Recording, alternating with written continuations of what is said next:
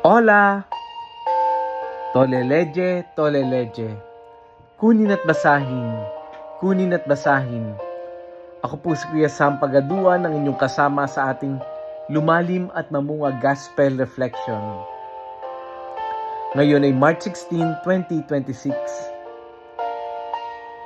Ang mabuting balita ng Panginoon ayon kay San Juan, chapter 4, verse 43 to 54. Noong panahong iyon, umalis si Jesus sa Samaria at nagtungo sa Galilea. Sapagkat si Jesus na rin na nagsabing ang isang propeta ay ginagalang sa kanyang sariling bayan. Pagdating niya sa Galilea, ay mabuti ang pagtanggap sa kanya ng mga taga roon, sapagkat nasa Jerusalem din sila noong pista ng Pasko at nakita nila ang lahat ng kanyang ginawa. Nagpunta uli si Jesus sa Cana, Galilea. Doon niya ginawang alak ang tubig. Doon naman sa Capernaum ay mayroong isang mataas na pinuno ng pamahalaan. May sakit ang kanyang anak na lalaki. Nang mabalitaan niyang bumalik si Jesus sa Galilea mula sa Judea, pinuntahan niya ito. Pinakiusap niya itong pumunta sa Capernaum at pagaling ang kanyang anak na naghihingalo. Sinabi sa kanya ni Jesus, "Hanggat hindi kayo nakakakita ng palatandaan at mga kababalaghan, hindi kayo mananampalataya." Ngunit sinabi ng pinuno, "Tayo na po, Ginoo, bago mamatay ang aking anak." Sumagot si Jesus, "Umuwi na kayo, magaling na ang iyong anak." Naniwala ang lalaki sa salita ni Jesus at umuwi nga siya. Sa daan pa lamang ay sinalubong na siya ng kanyang mga alipin at sinabing magaling na ang kanyang anak. Tinanong niya sila, anong oras siya gumaling? Siya po'y inibsan ng lagnat kahapong mag-aalauna ng hapon. Tugon nila, naalala ng ama na noong oras na iyon, sinabi sa kanya ni Jesus, magaling na ang inyong anak. Kaya't siya at ang kanyang buong sambayanan ay sumampalataya kay Jesus. Ito ang pangalawang kababalaghang ginawa ni Jesus sa Galilea. Pagpunta niya roon, buhat sa Judea. Ang mabuting balita ng Panginoon. Pinupuri ka namin, Panginoong Hesukristo. Happy Monday po sa inyong lahat. Ngayong araw na ito, ating pagnilayan yung kahalagahan ng pagdarasal para sa ibang tao. Sa gospel natin ngayon, merong isang opisyal na lumapit kay Jesus. Hindi siya lumapit para sa kanyang sarili. Lumapit siya para sa kanyang anak na may malubhang sakit.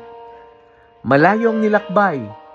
Dala ang bigat ng pag-aalala. Dala ang pag-asa. Dala ang pagmamahal ng isang magulang. At sinabi niya kay Jesus, anong sabi niya? Panginoon, tara na po. Baka hindi na natin abutan ang aking anak. Napakagandang larawan ito. Ito ay nagpapakita ng isang taong lumalapit.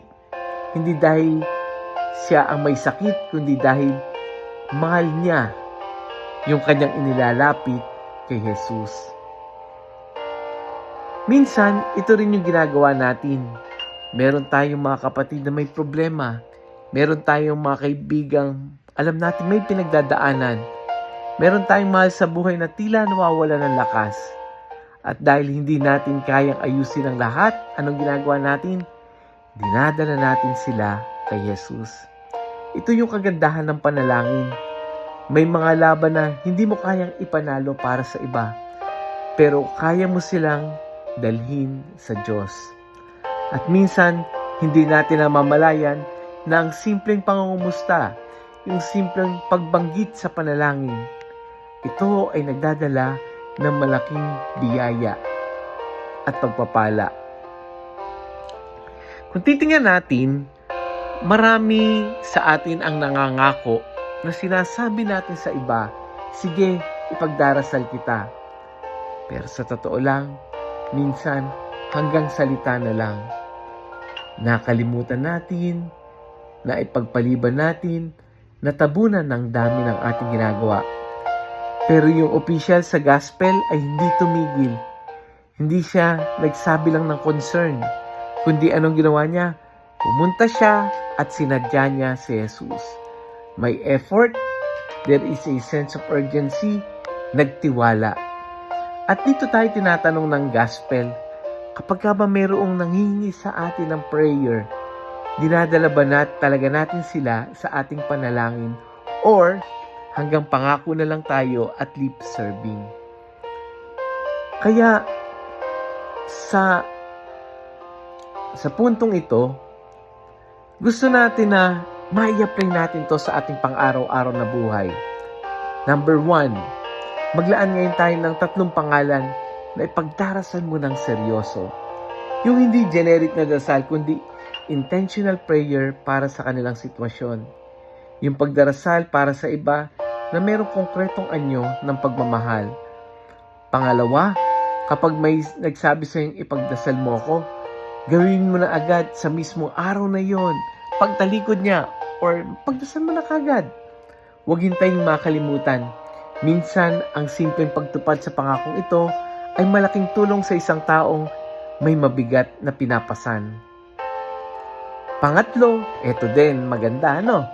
Mag-message tayo sa isang tao na sabihin lang natin, alam mo, pinagdadasal kita ngayon. Maaaring hindi mo alam, pero ang mensaheng iyon ay pwedeng maging lakas niya sa gitna ng kanyang pinagdaraanan o daraanan ngayong linggong ito. Kaya muli, let us put our intention, effort para ipagdasal ang iba. Let us pray. Panginoong Jesus, salamat sa biyayang maari naming dalhin ang iba sa iyong harapan sa pamamagitan ng pagdarasal. Turuan mo kaming maging tapat sa bawat pangakong sinasabi namin sa iba. Sige, ipagdarasal kita. Kapag may mga mahal kami sa buhay na hindi namin kayang tulungan sa sarili naming lakas, itulong mo kaming dalhin sa iyo ng may pananampalataya sila. At tulad ng opisyal sa Ebanghelyo, bigyan mo kami ng pusong naniniwala sa iyong salita kahit hindi pa namin nakikita ang sagot. Amen. Friends, kung may kakilala ka may dinadalang mabigat, kailangan ng dasal, ipagdasal natin sila. I-share natin yung audio gospel na to sa ating mga kaibigan, sa ating mga kakilala, sa GC, no? Dahil malay mo, ito'y magandang paalala para sa kanya. Muli, ako po si Kuya Sam Pagaduan, lagi nag-aanyaya. Halina, tayo ay lumalim at mamunga. Lumalim sa pananampalataya at mamunga na mabubuting gawa. God bless us all.